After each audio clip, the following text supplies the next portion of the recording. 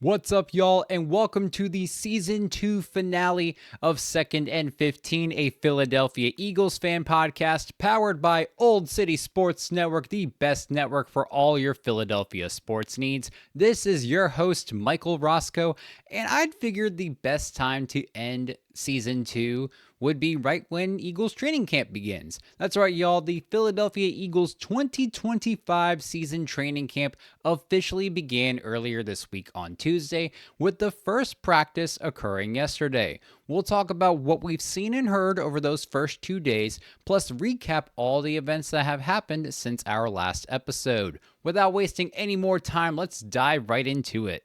All right, y'all, first things first, we're going to recap the events that have happened since last Thursday when our last episode dropped. So on Thursday of last week, the NFL community and Eagles fan base was saddened to hear the passing of former Eagles linebacker Brian Brahman.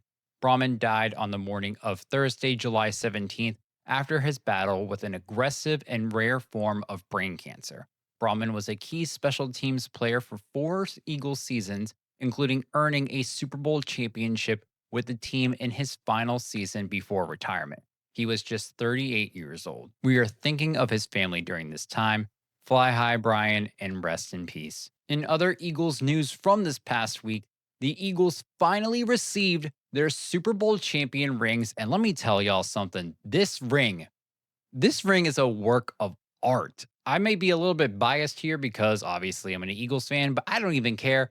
These are the best Super Bowl rings I have ever seen. First of all, the ring is about twice the size of their first Super Bowl ring from 7 years earlier. This shit is basically like a whole ass trophy on a finger. The ring contains 145 total diamonds within its bezel, equating to the number of points the Eagles scored in the playoffs, which, mind you, is an NFL record for most points scored in the playoffs in league history. You have 40 diamonds in the words World Champions, which equates to the 40 points scored in the Super Bowl by the Eagles. Around the Eagles logo and the 2 Vince Lombardi trophies within it, there are 18 midnight green stones to represent the 18 total victories from the regular and postseason. On the sides of the rings, one side features the Eagles watermark, Super Bowl 59 logo, and the final score of the Super Bowl, while the other side features the player/organization member's last name along with numbers for players. And for Jalen Hurts, he's got that MVP added to his side. Well deserved. On the inside of the ring, yeah, there's more. I know there is a lot to this ring. On the inside of the ring, it's stamped with the Brazilian flag, where the Eagles, along with the Packers, made history as the first teams to play an NFL game in Brazil, along with the words tough, detailed, and together, representing the core values of Eagles head coach Nick Sirianni. Under those words are the scores of all playoff wins, including the Super Bowl, along with an enclosed 145, again to represent the 145 playoff points scored. But without a doubt, the coolest part of these rings has got to be the eagle wings. And the wings don't just sit up on the top of the ring. No. With a push of a button, these eagle wings pop out. Y'all ever see a ring with shit popping out the sides? I sure as shit haven't, but I'm also not a big jewelry person. But anyway, if you look at the top of the ring with the eagle wings popped out, you can see inscribed on the wings the phrase, "You can't be great without the greatness of others." A Nick Sirianni message he stated countless times, igniting a message of teamwork and resilience. This whole ring is just absolutely beautiful. From the subtle brags, if you will, to the meaningful and inspiring messages and everything in between, it's all encompassed in one majestic piece of art, fitting for the best Eagles team in modern history, as well as the best team in the National Football League.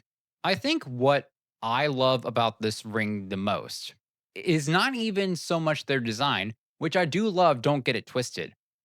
But I think what I love the most is the fact that everyone got one. I ain't just talking the 53-man roster and the coaches. I mean, everyone. The practice squad players got one, the front office individuals, the team dentist, the social media team, the team barber. Everybody who contributed to the Eagles in some type of way this season got a Super Bowl ring. And I fucking love that. And for all I know, this could be a common thing that all Super Bowl winning teams do. I really don't know. However, in an interview with CBS Philadelphia, the VP of sales, Will Guerin, from the ring's maker, Jason of Beverly Hills, stated, quote, "The Eagles really are a top-notch organization. The fact that the Eagles wanted the employees with the players to have rings speaks to how they do business." So take that information as you will, but I think it's a great sign of how the Eagles not only run the organization, but pay respect not only to the players, but to everybody that helped make this season what it was. And I'm hoping that we can add another ring to the collection this season. Moving on, Eagles offensive tackle Jordan Mailata becomes the first Eagles player so far to make the 2025 NFL's top 100 players, landing at the number 69 spot. If you look at it though, if Mailata is at 69, then I got to imagine that we're going to have tons of players in the top 50. Hell, maybe even all in the top 30. We haven't seen Lane Johnson, Zach Bond, Jalen Hurts, AJ Brown, Saquon Barkley, Devontae Smith, Cooper DeJean, Quinyon Mitchell, all these guys who I expect at the very least to make this list. So we'll continue to wait as the list comes out to see where these guys land. But congrats to Jordan Mailata for making this year's list. But a question I have for y'all is, who do y'all think will be the highest ranked Eagle on this year's NFL Top 100 players? Let me know what y'all think in the comments sections. In other news, Eagles' second round pick safety Andrew Makuba signed his rookie deal earlier this week on Monday. Makuba was one of around 30 of the 32 total second round picks who had not signed their rookie deal up until that point. To me, that's just crazy. But anyway, with Makuba signing, all 10 Eagles draft picks have signed their rookie deals. Additionally, we had a couple roster moves occur before Wednesday, which included waiving defensive end KJ Henry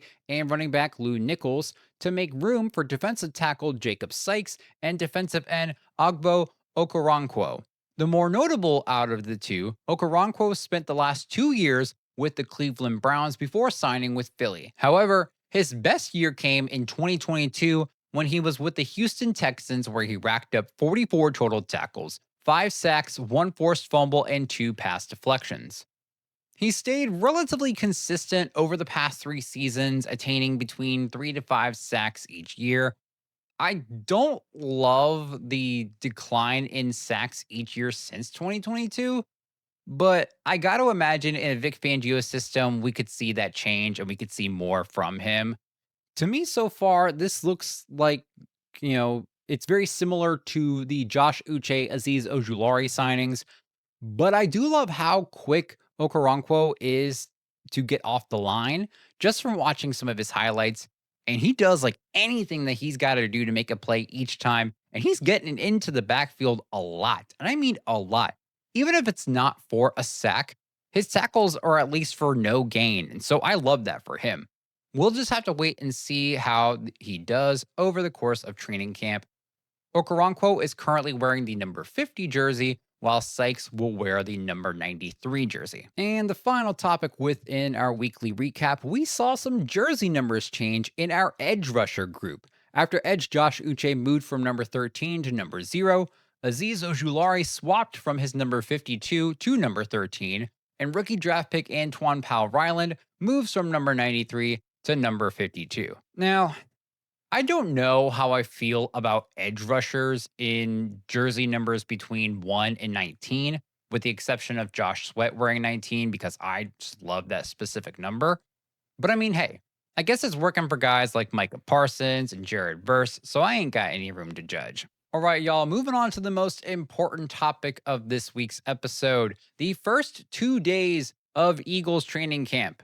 So, as I said earlier, camp started this week earlier on Tuesday, where players made their way to the NovaCare complex, and yesterday was the actual first practice. Before talking about what has been seen slash reported at practice so far, it's key to note some important headlines going into the practice. And this includes some roster moves. Now, there were technically 3 roster moves made before the start of practice, which included waiving offensive guard Marcus Tate to make room to sign defensive tackle Joe Evans, who is currently wearing the number 61 jersey. And the third move was placing linebacker Nakobe Dean on the physically unable to perform or PUP list as he continues to rehab from his knee injury. And speaking of injuries, going into practice, defensive tackle Jalen Carter did not participate in the first practice due to an unspecified shoulder injury, while guard Kenyon Green also sat out due to a knee injury. Now, the good news is that both of these injuries do not appear to be serious or impactful via various reports. Not sure exactly what these injuries are. There wasn't really anything specified as to what they were. But if it's not serious as all these reports are saying they are, then I'm not too worried. Additionally, Cam Jurgens practiced but was limited as he continues to recover from his back surgery. And first round pick rookie linebacker Jihad Campbell did practice, but was also limited as he continues to get stronger rehabbing from his torn labrum. But this is still encouraging news considering that there were expectations that he wouldn't see the field around mid to late August. He still looked great while taking limited reps, as seen in circulating videos across social media from this first practice. All right, y'all, let's talk about some key observations from the offensive side of the ball in this first practice. So, starting off, guard Tyler Steen taking all the first team reps. I would say it's safe to say he's got that starting right guard role on lockdown. Even if Kenyon Green wasn't injured, I really don't think it would have mattered at all. Taking second team reps was Matt Pryor. Next observation, wide receiver Terrace Marshall made a splash in this first practice. So, one of the under the radar members of the receiving room hoping to make the roster, Marshall made a splash at camp today that could put him back in the front of the race to the roster for that wide receiver 4/5 spot. He caught a perfect touchdown pass from our quarterback 2, Tanner McKee, beating out corner Keely Ringo. We'll talk about Ringo as we get onto defense. He had an impressive first day with wide receiver 1, AJ Brown, making a statement saying he's going to make the receiver room very uncomfortable, and that's a great thing. So, with his performance and that stamp of approval from AJ Brown, I'll be looking out for Marshall to see how he continues to do over this training camp as we get closer down to that roster cut down date just about a month from now. For our quarterback 1, him and the offense took this first practice to focus mainly on the run game, no surprise there, along with, quick short passes. In 26 offensive reps, Jalen went 14 for 15 passing, 0 touchdowns to 0 interceptions, and these stats were provided from Elliott Shore Park. Additionally, for the offense, in the battle for quarterback 3, Kyle McCord seems to have surpassed DTR. While DTR was ahead of McCord during the spring, as I kind of expected with the draft happening not that long prior, it's likely that Kyle will make the roster over DTR. I like the idea of Kyle McCord taking that QB3 spot anyway. DTR really didn't impress me all that much, and McCord is coming off of a successful college career. It just makes too much sense for me to go with the rookie for that third QB spot. All right, y'all, we'll now move on to the defensive side of the ball before closing the episode. First notable observation, Quinyanomo Bay continues to lock it down. Mitchell had great PBUs working with both the first and second team defenses, including containing AJ Brown and breaking up a potential sideline catch for him. He also broke up a potential touchdown pass with the second team as well, and I'm continuing to look forward to Quignon's sophomore year progress. And this next observation might be controversial despite the popular song that's been going around on social media. Is Cooper DeJean becoming a safety? Now, there were talks earlier in the offseason about Cooper DeJean potentially playing safety in base coverage. Well, from various reports, there were at least 2 reps with Coop playing safety alongside Reed Blankenship in base defense. However, the majority of Coop's reps were at that nickel position with the first team defense, where obviously he fucking excels at.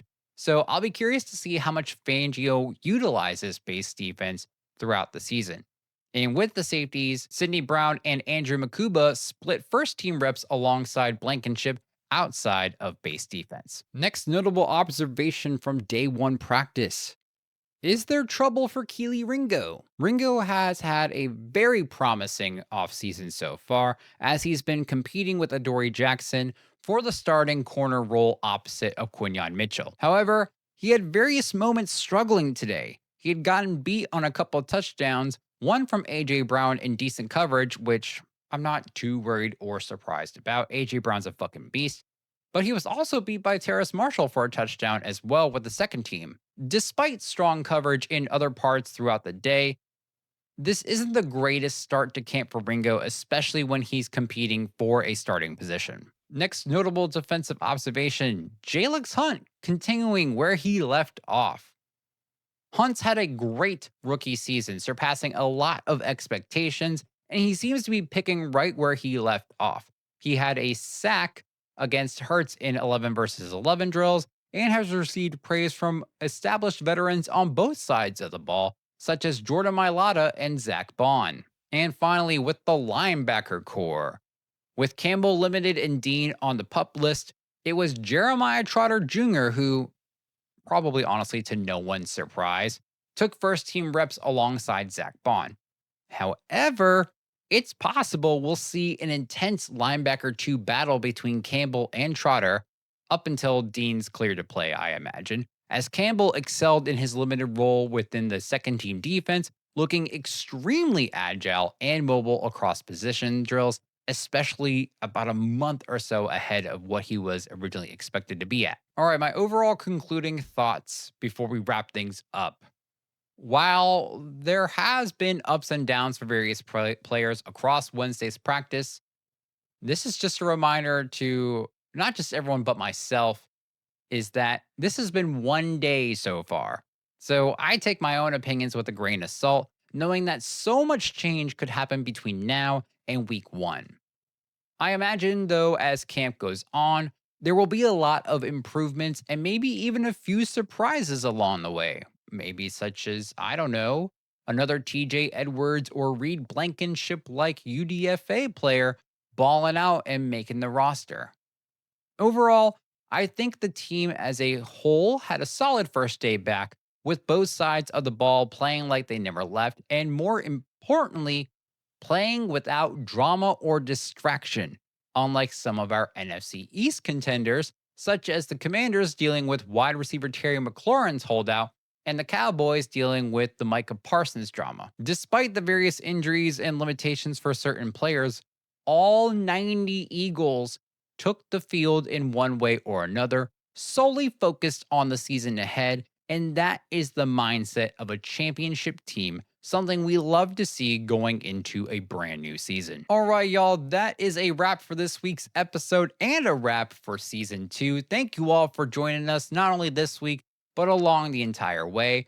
Don't forget to like, subscribe, or follow us on YouTube, X, Instagram, Facebook, and TikTok by searching at Second and 15, or by the full name Second and 15, a Philadelphia Eagles fan podcast. You can also find the audio for each and every single episode releasing Thursday mornings on Spotify, Apple Podcasts, Amazon Music, Player FM, or wherever you get your podcasts, with the video uploading to YouTube later that same day. This episode, Second and 15, and Old City Sports Network are sponsored by Custom Concessions. If you're in the market for repairs to your food truck or trailer, or you're just getting into the food truck business and you need to find reliable service, check out none other than Custom Concessions. They use high quality materials while providing high quality service. Use the sponsors tab at oldcitysports.com to check them out today. That is custom concessions. Once again, thanks y'all for joining in. This is Second and 15, a Philadelphia Eagles fan podcast powered by Old City Sports Network. Thank you all so much for tuning in throughout season 2. And you won't have to wait long for season 3 because we'll be right back at it next week to kick off our season 3 premiere. So, we will see you all then. Don't forget to stay fly like an eagle. And as always, go birds.